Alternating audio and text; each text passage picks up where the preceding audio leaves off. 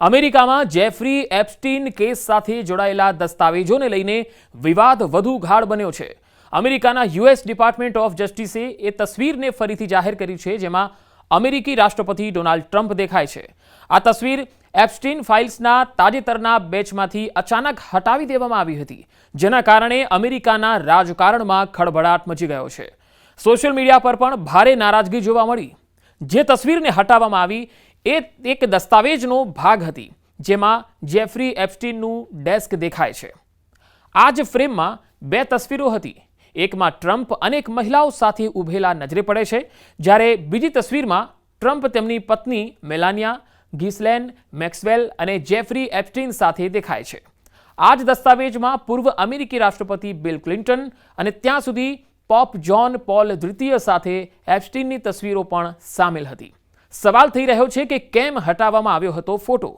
આ મુદ્દે department of જસ્ટિસે સ્પષ્ટતા આપતા કહ્યું કે ન્યૂયોર્કના સાઉથર્ન ડિસ્ટ્રિક્ટે તસવીરને પીડિતોની ઓળખની સુરક્ષાને ધ્યાનમાં રાખીને સમીક્ષા માટે ફ્લેગ કરી હતી। આ જ આધાર પર તસવીરને અસ્થાયી રીતે હટાવી દેવામાં આવી હતી। ડિપાર્ટમેન્ટ ઓફ જસ્ટિસે સોશિયલ મીડિયા પ્લેટફોર્મ એક્સ પર નિવેદન જાહેર કરીને કહ્યું કે વિશેષ તકેદારીના ભાગરૂપે ફોટો હટાવવામાં આવ્યો હતો, પરંતુ પછીની સમીક્ષામાં આ વાત મળી કે તસવીરમાં એપ્સ્ટીનની કોઈ પણ પીડિતાની ઓળખ નથી। તે પછી તસવીરને કોઈ પણ ફેરફાર અથવા તો રિડક્શન વિના ફરીથી અપલોડ કરી દેવામાં આવી। જોકે આ સ્પષ્ટતા વિવાદને શાંત ન કરી શકી। ડેમોક્રેટ સાંસદોએ ડિપાર્ટમેન્ટ ઓફ જસ્ટિસ અને ટ્રમ્પ વહીવટ પર ગંભીર આરોપો લગાવ્યા। તેમનું કહેવું છે કે આ પગલું કાયદાની એ ભાવના અને ઉદ્દેશ્ય વિરુદ્ધ છે, જેના આધારે એપ્સ્ટીન સાથે જોડાયેલા તમામ દસ્તાવેજો જાહેર કરવાના હતા। ડેમોક્રેટિક સાંસદ જેમી રાસ્કીને સીએનએનના એક કાર્યક્રમમાં કહ્યું કે આ આખો મામલો કવર અપ જેવો દેખાય છે। તેમના જણાવ્યા પ્રમાણે ટ્રમ્પ અથવા તો તેમના નજીકના લોકો સાથે જોડાયેલી માહિતીને જાણી જોઈને જાહેર થવાથી રોકવામાં આવી રહી છે। હવે રસપ્રદ વાત એ રહી કે આ મુદ્દે રિપબ્લિકન સાંસદ થોમસ મેસી પણ ડેમોક્રેટ સાથે ઊભા દેખાયા।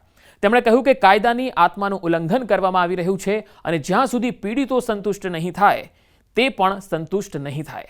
મેસીએ એવો પણ આરોપ લગાવ્યો કે 60 આરોપોવાળો એક મહત્વપૂર્ણ અભિયોગ હજુ સુધી જાહેર નથી કરવામાં આવ્યો અને પસંદગીની રીતે વસ્તુઓને છુપાવવામાં આવી રહી છે। આ વધતા વિવાદ વચ્ચે ઉપ અમેરિકી એટર્ની જનરલ ટોડ બ્લેન્ચે સ્પષ્ટ કર્યું કે દસ્તાવેજો માત્ર એ જ ભાગોને કાળા કરવામાં આવી રહ્યા છે જેની કાયદો અનુમતિ આપે છે। તેમનું કહેવું છે કે કોઈ પણ રાજનેતા અથવા પ્રભાવશાળી વ્યક્તિનું નામ જાણી જોઈને નથી હટાવવામાં આવ્યું, જ્યાં સુધી તે પોતે પીડિત ન હોય। ડિપાર્ટમેન્ટ ઓફ જસ્ટિસે ફરી વખત એ જ વાત કરી કે રાજનેતાઓના નામ છુપાવવાનો કોઈ એજન્ડા નથી।